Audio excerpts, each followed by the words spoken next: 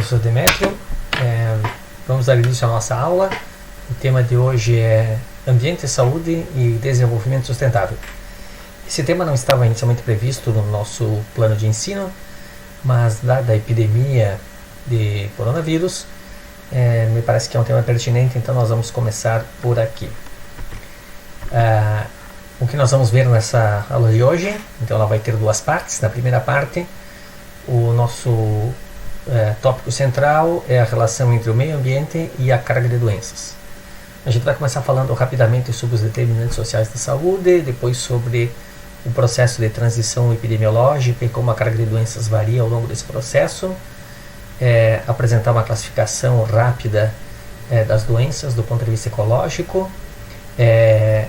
utilizando o marco do desenvolvimento sustentável, expor a relação entre sociedade, economia e natureza, chamando atenção para a questão da saúde, comentar sobre quais são os fatores ambientais associados à exposição e os fatores socioeconômicos associados à exposição, basicamente utilizando casos de exposição a diferentes perigos ambientais. E finalmente a gente vai fechar então, a partir dessa caracterização inicial, a proposição de um modelo conceitual da relação entre ambiente e saúde. Depois, na segunda parte da aula, nós vamos falar mais especificamente sobre a pandemia de coronavírus, ou mais precisamente Covid-19. Então, conversar sobre o vírus, o SARS-CoV-2, comentar sobre fatos e mitos a respeito do vírus e da epidemia, apresentar rapidamente os diferentes cenários possíveis de evolução da pandemia de um modo geral, em termos teóricos, e depois apresentar especificamente o caso brasileiro. E finalmente, então, primeiro uma questão mais pragmática, que é sugestões de ações imediatas de contenção da epidemia, e o que é mais importante do ponto de vista ecológico,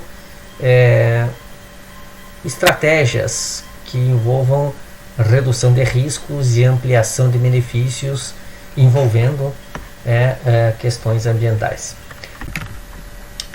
Vamos para a nossa primeira parte então, a relação entre o meio ambiente e a carga de doenças.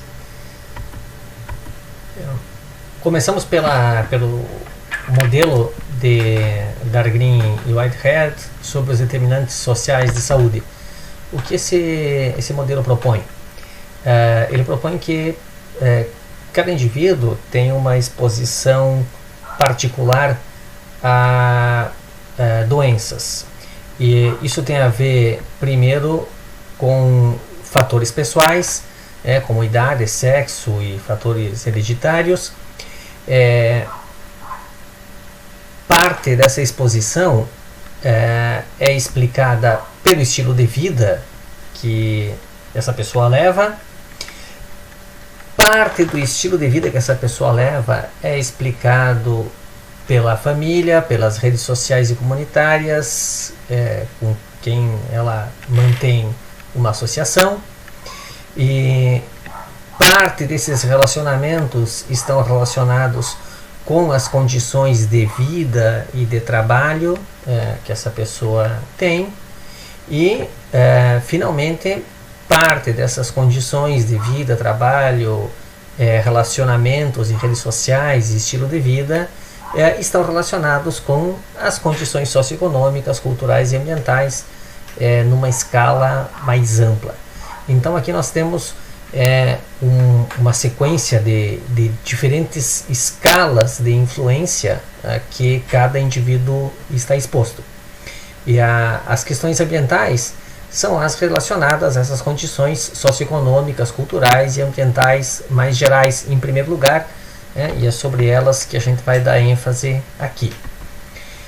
Bom, ao longo da evolução de uma sociedade, ao longo do processo de desenvolvimento, as sociedades tendem a passar por um processo, se espera que elas passem por um processo de mudança no perfil de doenças. que envolve a substituição, a progressiva substituição de perigos tradicionais por perigos modernos. O que são esses perigos tradicionais? Uma série de fatores relacionados com doenças que têm uma manifestação aguda, que são doenças infecciosas. Então, contaminação orgânica da água, saneamento inadequado, contaminação de alimentos por micro-organismos patogênicos, destinação inadequada de resíduos, vetores, exposição a vetores e doenças, além de alguns outros fatores relacionados com outras exposições relacionadas a esse modo de vida, que é a exposição a catástrofes naturais, acidentes laborais e contaminação do ar. Só que essa contaminação do ar é por poeira e fumaça, basicamente isso. Já os perigos modernos, característicos das sociedades mais avançadas, envolvem a contaminação química da água no lugar da contaminação orgânica, a contaminação do ar por combustíveis fósseis em vez da fumaça da lenha e poeira, a acumulação de resíduos tóxicos e agentes químicos e radiação pela introdução de novas tecnologias, substituindo a contaminação de alimentos por micro-organismos e saneamento inadequado. E há problemas ambientais globais, em particular a mudança climática, que altera todos esses padrões, e o surgimento de doenças infecciosas emergentes e reemergentes, que é característica desses perigos tradicionais, mas aqui elas acontecem em um novo contexto social, econômico e ambiental, e a gente vai dar uma ênfase nesse ponto.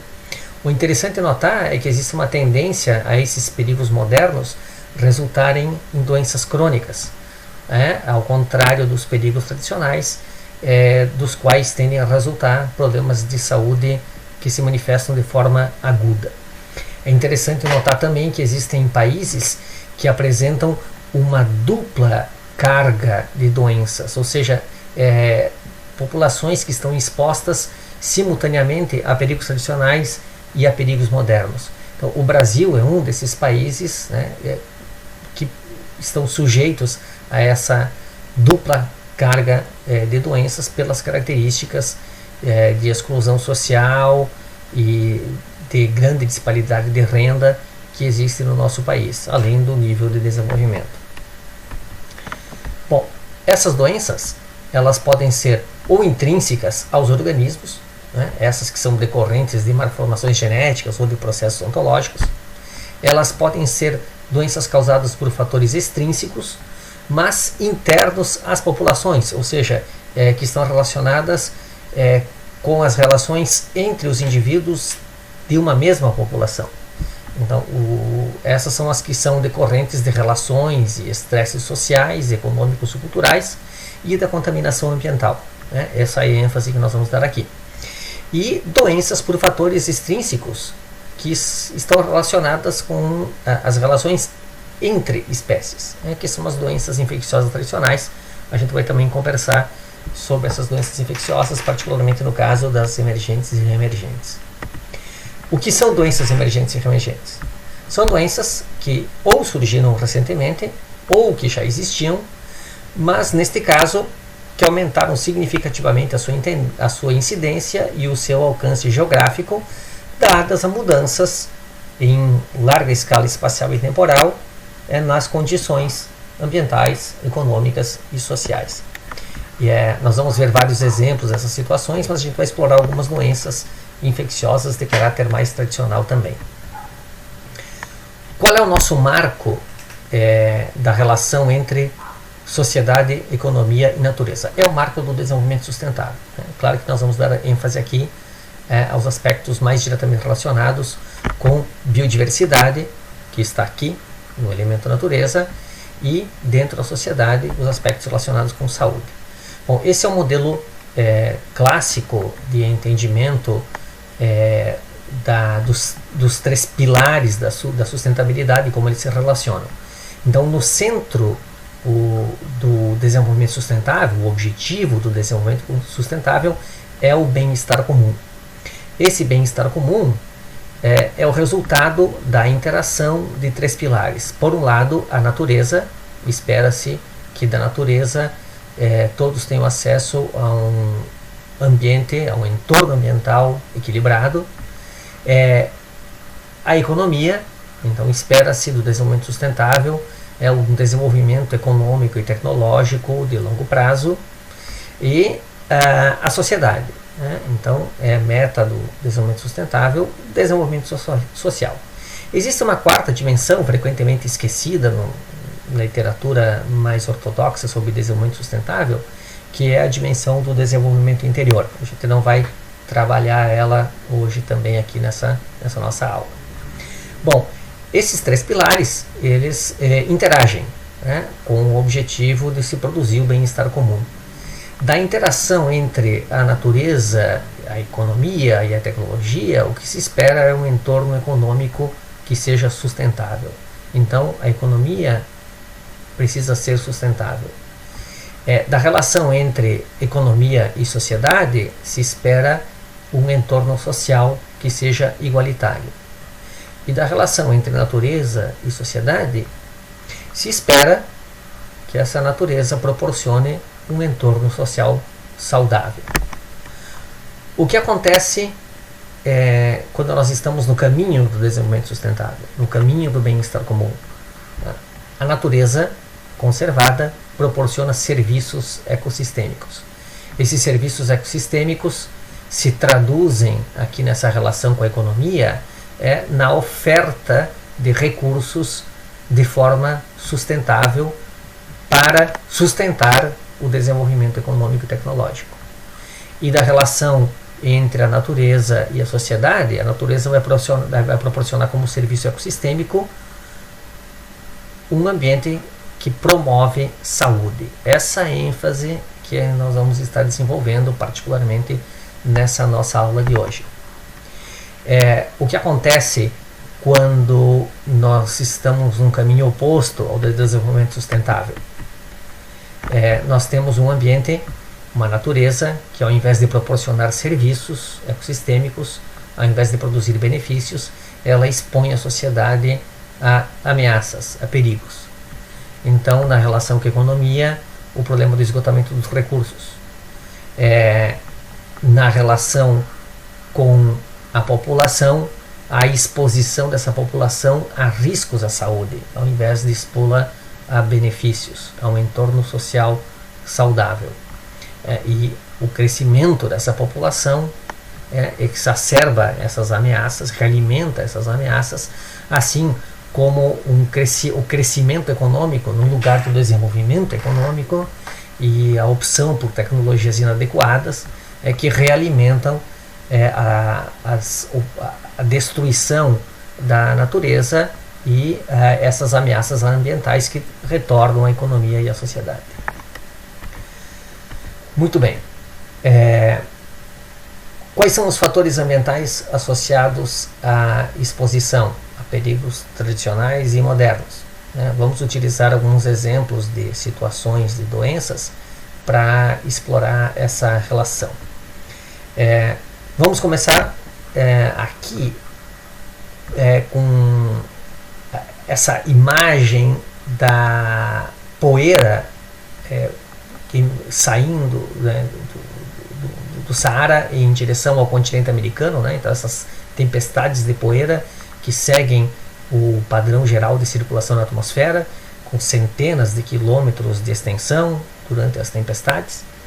E essa poeira que chega predominantemente aqui ao continente americano, ela desencadeia uma série de processos ecossistêmicos em larga escala.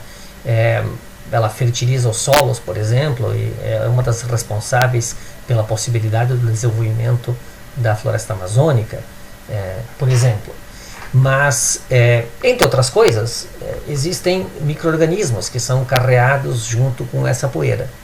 E, eventualmente, esses micro-organismos podem estar associados ao surgimento de surtos de doenças de diferentes tipos. Aqui tem alguns exemplos, Então, fungos associados com perda de produtividade em cultivos, né, de plantas, morte de corais, e um caso aqui bastante bem documentado de surtos de meningite no oeste africano. Então é interessante notar aqui nesses casos que estão sendo explorados que são basicamente fungos. Por que fungos? Né? Os fungos se dispersam através de esporos, que são estruturas de resistência, que são capazes de suportar radiação ultravioleta, variações de umidade, insolação e o longo tempo, né, de deslocamento dessas massas de poeira até o seu destino em outro continente. E observem que a gente tem casos de bactéria, né, mas ela já tem uma dimensão geográfica mais curta. Isso não quer dizer que não seja possível que vírus viajem pelo ar grandes distâncias. Sim, é possível.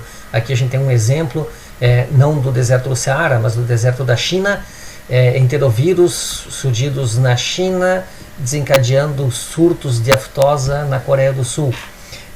Embora os vírus, de um modo geral, tenham uma persistência no ambiente menor. Existem outros casos com vírus, né? Aqui tem um exemplificado, e várias outras situações envolvendo agentes infectantes ou, eventualmente, outros tipos de substâncias mais modernas, né? Como os pesticidas, viajando por larga escala. Bom, o que essa situação nos mostra? Né? Que existem fenômenos de larga escala relacionados com a circulação da atmosfera, que agora está sendo alterada pelo processo da mudança climática, e que esses padrões em larga escala eles conduzem parte dos processos que influenciam a nossa exposição a doenças, muitas vezes de forma desapercebida. Então, a mudança climática, esses padrões de circulação em larga escala, são processos importantes que nos influenciam. A gente vai ter que falar mais sobre eles mais adiante. Muitos de vocês já devem ter ouvido falar da peste negra, que dizimou populações da Europa durante a Idade Média. O que a gente sabe sobre a peste negra? Existem reservatórios silvestres da Yersinia pestis, né, que é a bactéria responsável pela peste negra, na região central da Ásia, que é uma região semidesértica, e analisando os surtos que aconteceram na Europa na Idade Média e onde eles iniciaram, vejam que são sempre regiões portuárias, então isso sugere que o transporte para cá tenha sido humano, né, e não silvestre, e isso explica esse processo aqui, né, a migração desse surto a partir do seu foco de origem. Mas o que aconteceu aqui nesse foco de origem?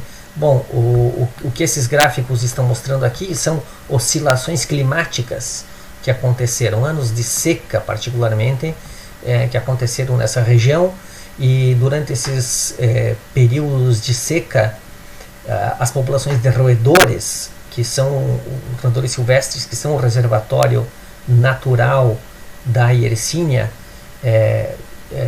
apresentaram colapsos populacionais, as populações diminuíram fortemente. As pulgas associadas a essas populações conseguem permanecer no ambiente durante um certo tempo e são forçadas a procurar hospedeiros alternativos. Esses hospedeiros alternativos, camelos, pessoas e cavalos. Essa aqui, afinal de contas, é a rota da seda.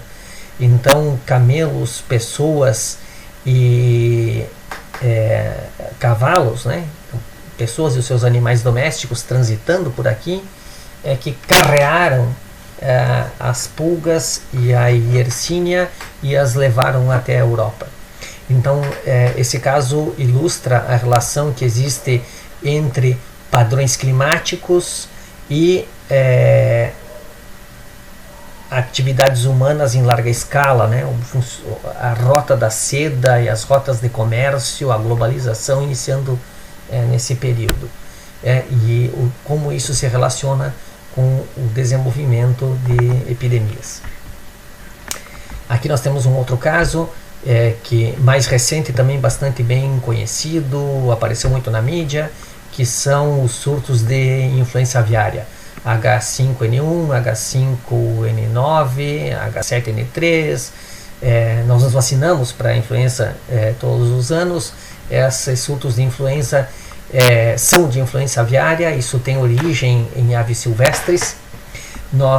Existem dois processos genéticos evolutivos que são responsáveis pela transformação de cepas silvestres de baixa virulência em cepas humanas de alta virulência. Então, nós vamos discutir esses processos em detalhe. Aqui tem uma referência e estão representados nesses dois mapas. O que importa para nós é a distribuição geográfica dos focos de surgimento desses processos. Então, observem aqui que eles estão em países de primeiro mundo, aqui nesse caso, Austrália, Europa, Estados Unidos, fundamentalmente esses lugares, né? Também alguns aqui no leste europeu, no leste asiático, mas em menor quantidade. E aqui um outro processo, o processo de recombinação, então concentrados aqui no leste asiático. Bom, isso aqui nos mostra várias coisas. Primeiro, a gente não pode culpar a China como sendo a fonte de todas as influências. Isso pode surgir em diferentes lugares. E observem que existe aqui uma sequência no tempo bastante longa e distribuída planeta fora. Bom, mas o interessante é o que esses diferentes lugares do planeta têm em comum que levaram a eles serem os focos. Bom, coincide que essas são regiões de alta densidade populacional e de criação intensiva de aves, ou seja, produção industrial, agropecuária em escala industrial para consumo humano. Aviários em larga escala, aves criadas em alta densidade e em grande abundância. E, bom, se essas grandes concentrações de aves, que são indivíduos, todos eles geneticamente muito similares, com a mesma estrutura etária, confinados num espaço muito pequeno, ou seja, muito próximos entre si, então que são são fatores, né, que facilitam a dispersão de um vírus. Bom, se eles estão em contato com aves silvestres e se contaminam a partir delas, então nessas criações comerciais que os vírus silvestres de baixa virulência se transformam em vírus humanos de alta virulência. A característica da carga viral nas aves silvestres e as pressões evolutivas que elas sofrem é muito diferente das que acontecem nos ambientes de criações. Então, as aves silvestres, elas vivem em comunidades com grande riqueza de aves. Os vírus transitam entre essas diferentes espécies. Essas espécies apresentam deslocamentos por grandes distâncias. Então, um vírus com alta virulência, com grande mortalidade, é selecionado contra nesse tipo de circunstância. Esse tipo de comunidade diversa e móvel, ela seleciona cepas de baixa virulência, essas que são as mais adaptativas. Mas quando essas cepas entram em contato com uma população de aves extremamente homogênea e concentrada, um outro processo evolutivo é favorecido, que é o processo da alta virulência. Se isso coincide com alta densidade populacional, muitas pessoas transitando e envolvidas com essas aves, né, isso permite a passagem desses vírus de alta virulência de pessoas para humanos. Isso pode envolver outros reservatórios e intermediários, como porcos, por exemplo, né? Bom, o que isso ilustra?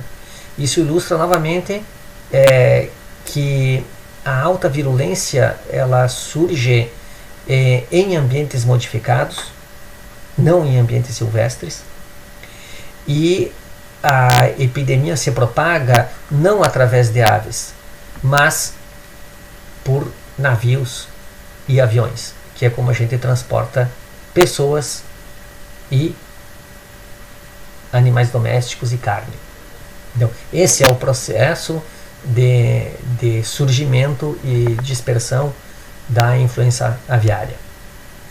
Observem aqui nessa figura, vamos explorar apenas esse lado, e aqui tem uma referência para quem se interessar mais, que as rotas migratórias das aves silvestres são bastante separadas entre o continente americano e a Eurásia.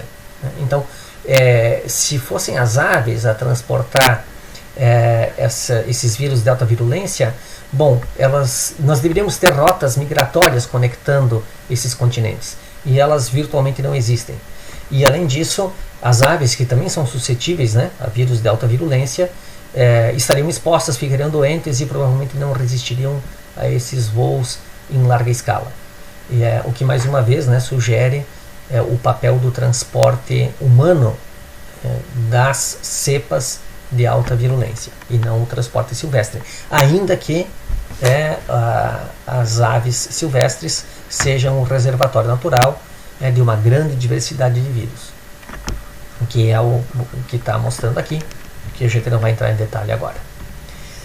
Outro caso muito parecido com esse, o vírus do Nilo Ocidental, também não chegou a produzir surtos importantes no Brasil, foi mais importante nos Estados Unidos, causou uma certa comoção global, junto com as epidemias de H1N1, H5N7, etc.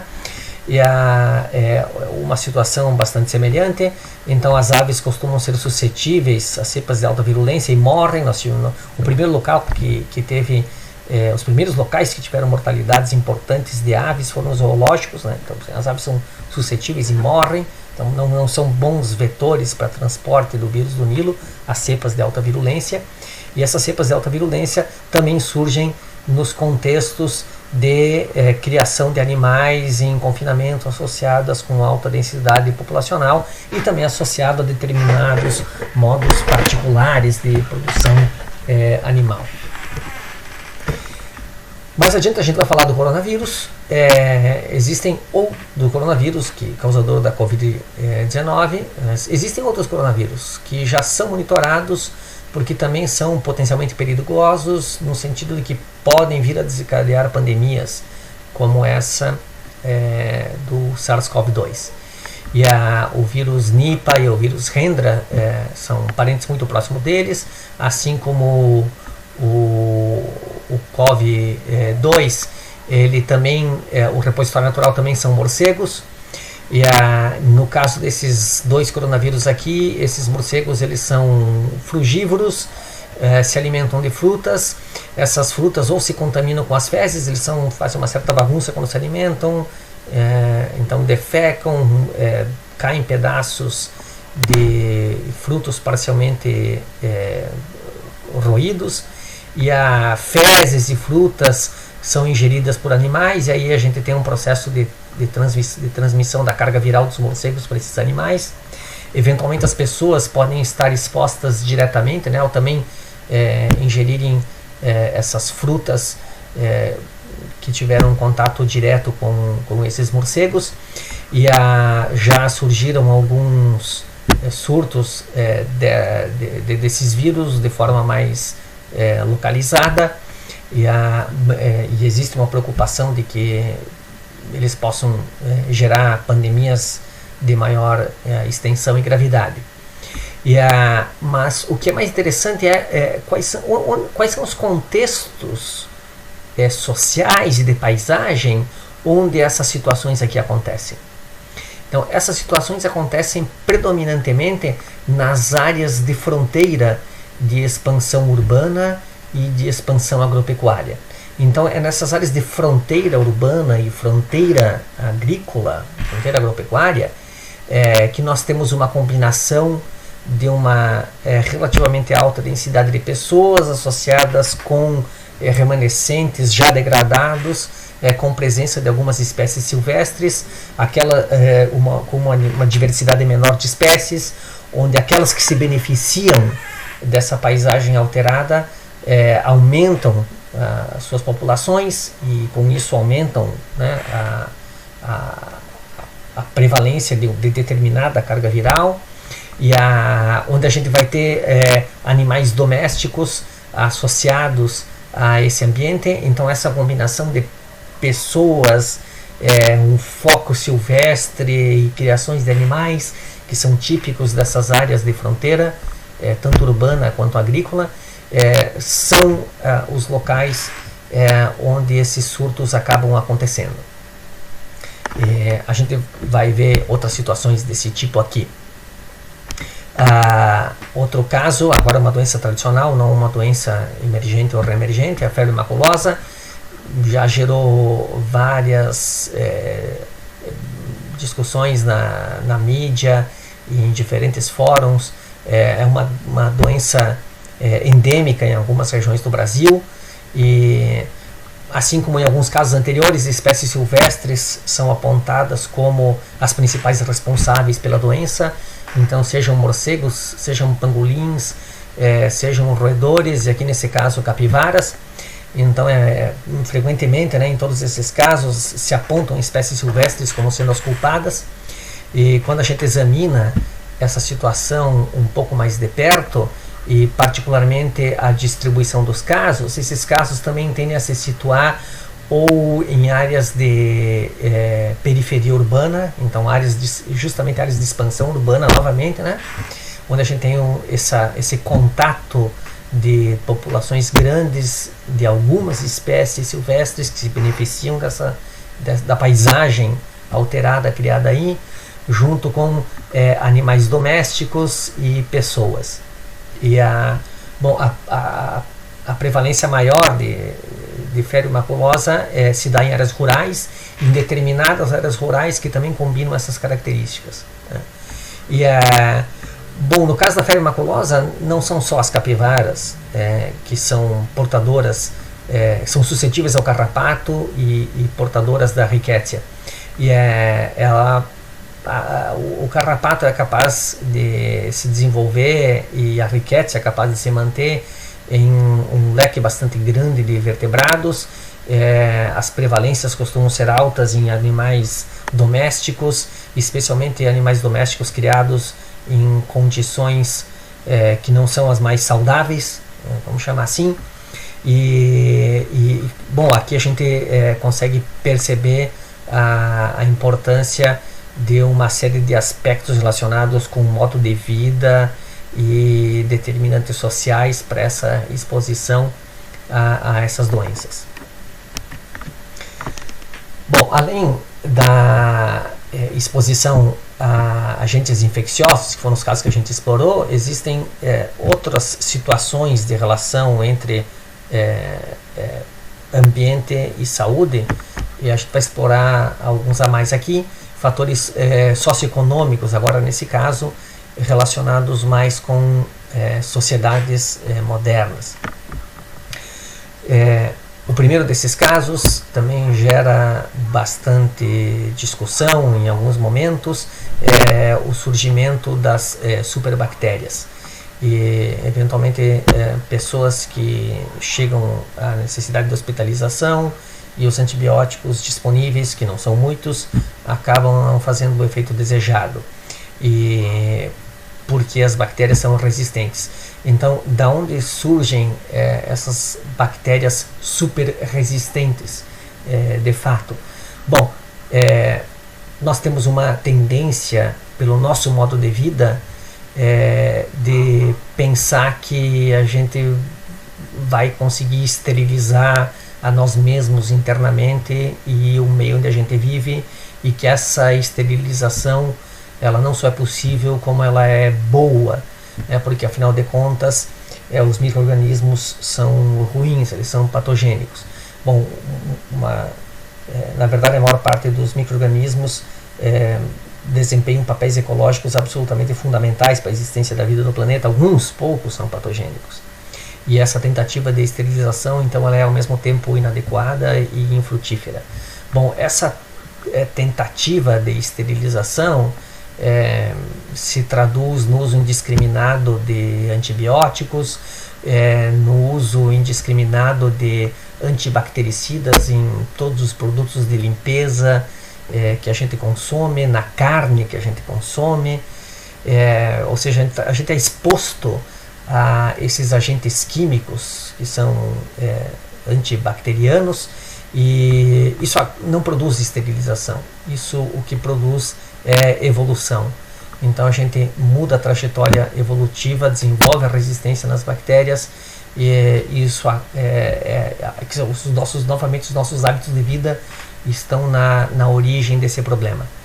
E outro caso desse mesmo tipo é o desenvolvimento da resistência aos pesticidas agrícolas, né? Outro exemplo de substâncias químicas com o objetivo de eliminar micro-organismos, mas também macro-organismos, no caso dos inseticidas. Enfim, então esse uso indiscriminado de substâncias químicas tentando esterilizar o planeta, então seja no ambiente doméstico, seja para fins de saúde, seja no ambiente agropecuário, acaba resultando nesse tipo de problema. Uma outra situação também relacionada aos nossos modos de vida está relacionada com o tipo de alimento que se consome nas sociedades mais avançadas, alimentos predominantemente ultraprocessados, que passaram pela indústria, e alimentos produzidos basicamente com proteína animal, grãos e açúcar, e uma participação inferior à desejada de alimentos minimamente processados e alimentos frescos. É interessante anotar aqui que os famosos mercados da China, onde surgiu o foco do SARS-CoV-2, são mercados, naquele caso, né, de alimentos frescos, principalmente carne fresca, mas todo tipo de alimentos frescos. Então a preocupação em ingerir alimentos frescos é uma preocupação saudável do povo chinês. Eles reconhecem, né, um hábito cultural, reconhecer que alimentos frescos têm mais valor do que alimentos que foram industrializados. Isso é bom, mas é claro que esses mercados precisam ter condições de higiene e produtos, né, que tenham sido produzidos num contexto, numa paisagem adequada, e isso a gente vai explorar mais adiante. Bom, voltando aqui, existe uma tendência a se ingerir cada vez menos alimentos frescos e minimamente processados, substituir isso por alimentos ultra processados, e isso provoca esse desbalanço na nossa alimentação, está associada a problemas de malnutrição, que resultam principalmente em obesidade e síndrome metabólica, que são problemas tipicamente modernos. E bom, esses organismos assim desbalanceados e enfraquecidos acabam ficando também mais suscetíveis a outros fatores. A gente vai ver isso em seguida. Vejam aqui, então esse aqui é um estudo, existem vários, mostrando o efeito de uma alimentação saudável, uma alimentação orgânica aqui, comparado com uma alimentação produzida de forma industrial, na diminuição do risco de desenvolvimento de câncer. Então esse trabalho, e existem outros ainda que existem algumas controvérsias, demonstra a importância de uma alimentação saudável, particularmente de uma alimentação orgânica, na redução do risco de câncer. E isso está associado a uma série de fatores. Esses marcados em vermelho aqui, que estão todos relacionados ao risco de desenvolvimento de câncer, são fatores associados a uma predisposição dessas pessoas ao desenvolvimento de doenças. Quem são essas pessoas predispostas a desenvolver câncer? Então, fumantes, obesos, pessoas que não seguem as recomendações de saúde pública quanto à alimentação. Aqui no Brasil, esse aqui é um estudo francês, então esse aqui é a recomendação do Ministério da Saúde francês a respeito da alimentação. Nós temos aqui no Brasil o Guia Alimentar da População Brasileira. Então, pessoas que seguem ou não seguem essas recomendações, pessoas com histórico familiar de câncer, e pessoas acima com uma idade mais avançada. Então, ou seja, todas esse perfil, né, de pessoas que têm uma predisposição maior ao desenvolvimento de câncer são os que mais se beneficiam com hábitos alimentares saudáveis. Finalmente, para a gente fechar essa nossa análise, a hipótese da biodiversidade no desenvolvimento de alergias, que são doenças de origem inflamatória. E o que essa hipótese da biodiversidade propõe? E já existem várias evidências, né, da consistência desse circuito. E aqui está a referência do artigo, eu vou mostrar mais uma lâmina dele. Então ele propõe que o risco aumentado de desenvolvimento de doenças inflamatórias ele está associado à microbiota da pessoa. Então há um desbalanço dessa microbiota. O que é esse desbalanço? É uma microbiota reduzida em diversidade e com uma abundância de micro-organismos potencialmente patogênicos. E associada, por sua vez, a uma perturbação da resposta imune que tem a ver com esse desbalanço microbiano, mas que tem a ver principalmente com o que está sendo chamado aqui de deprivação microbiana. O que é essa deprivação microbiana? Então são pessoas que, por viverem num ambiente empobrecido em biodiversidade, são expostos o seu sistema imune ele é exposto a poucas variações de agentes. E alguns desses agentes com grande potencial de desenvolvimento de doenças inflamatórias. Então, uma carga microbiana a que esses indivíduos estão expostos é pequena em diversidade, mas grande em abundância de alguns micro-organismos em particular. E por que essas pessoas estão expostas a esse tipo de ambiente microbiano? Porque elas vivem no asfalto e no apartamento. Então não tem contato com áreas silvestres, com áreas verdes, não frequentam áreas verdes. Então aquilo que popularmente a gente chama de vitamina S, né? Vitamina sujeira, né? Então pisar na terra,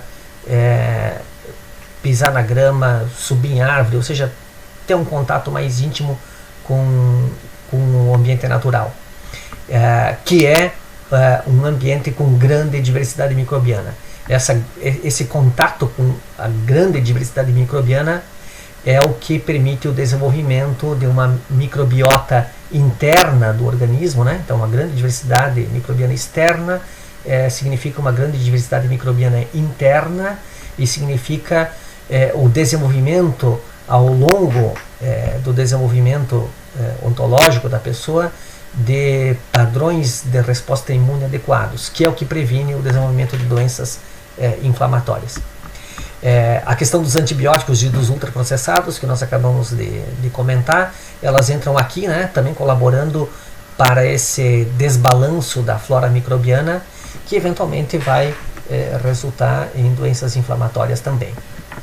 E essa falta de contato com ambientes silvestres e com a biodiversidade está associado também a outros tipos de doenças, né, não apenas as inflamatórias, como depressão e Alzheimer, e aqui nesse artigo tem algumas referências sobre esse tema.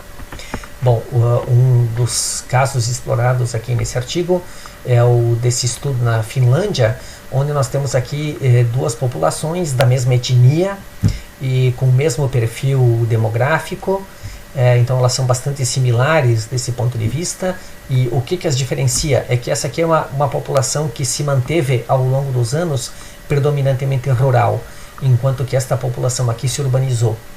E esta população que se urbanizou apresentou um aumento significativo da sensibilização ao pólen, que predispõe ao desenvolvimento de alergias.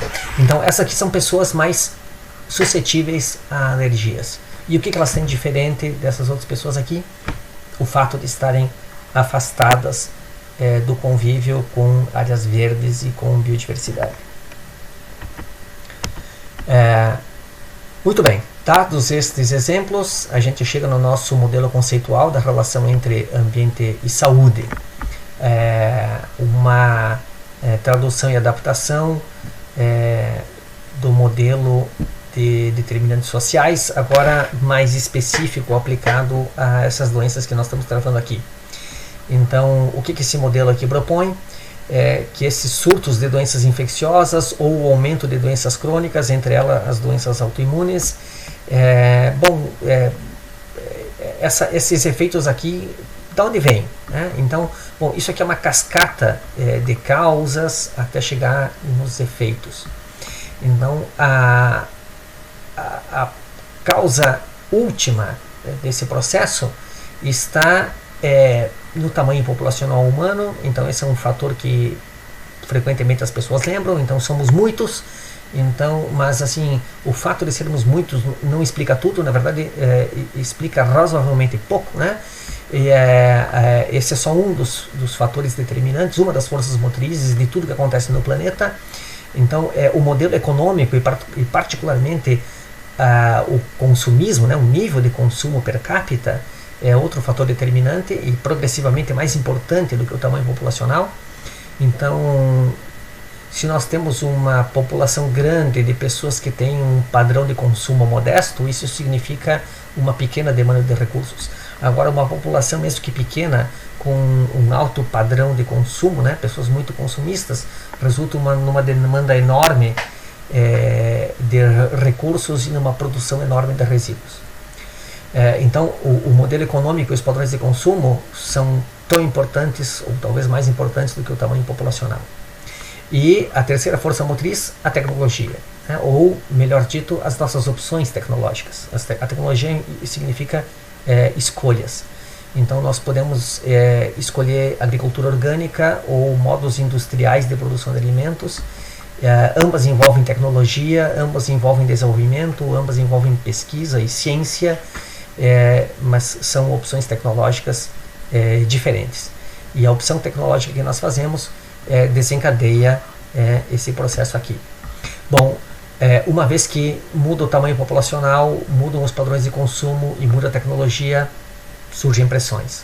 Que pressões são essas? A mudança climática, a gente já explorou esse tema aqui, novos modos de produção e consumo, a produção industrial, o consumo de alimentos ultraprocessados, nós já exploramos isso aqui, e a expansão e intensificação urbana e agropecuária.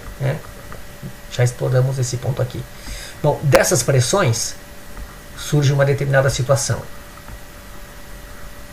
Paisagens que combinam uma alta densidade humana associada a uma alta densidade animal, mudanças na evolução e na dispersão de parasitas e hospedeiros, situações de habitação inadequada e de alimentos inadequados. Né? Nós já exploramos todos esses fatores aqui. Eu quero chamar a atenção aqui para a habitação inadequada. Essa habitação inadequada, ela tem dois extremos, né? E que é que resulta na dupla carga de doenças em alguns países. Então, por um lado, nós temos a habitação inadequada em função da pobreza, que é a primeira que as pessoas certamente vão lembrar, mas existe a habitação inadequada, que é aquela que afasta as pessoas do contato com a biodiversidade. Então são os dois extremos da habitação inadequada. E os alimentos inadequados, bom, lembre-se dos perigos tradicionais e dos perigos modernos. Então aqueles inadequados porque são contaminados por agentes infecciosos, e aqueles inadequados porque são desbalanceados e com alta carga de ultraprocessados e agentes químicos, dos quais resultam problemas crônicos de saúde. Então, existem dois tipos de habitação inadequada e dois tipos de alimentos inadequados. E, bom, dessa situação aqui surgem as exposições. A privação microbiana, a alimentação inadequada, com uma grande carga de agentes nóxicos, sejam eles infecciosos ou não, né, ou sintéticos, e ar, água e solos contaminados por contaminantes modernos e contaminantes tradicionais. E dessa exposição aqui então nós temos o surgimento dessas doenças, sejam elas infecciosas ou crônicas. Bom, terminamos aqui a primeira parte da nossa aula. Na segunda parte a gente vai explorar mais de perto a pandemia de Covid-19.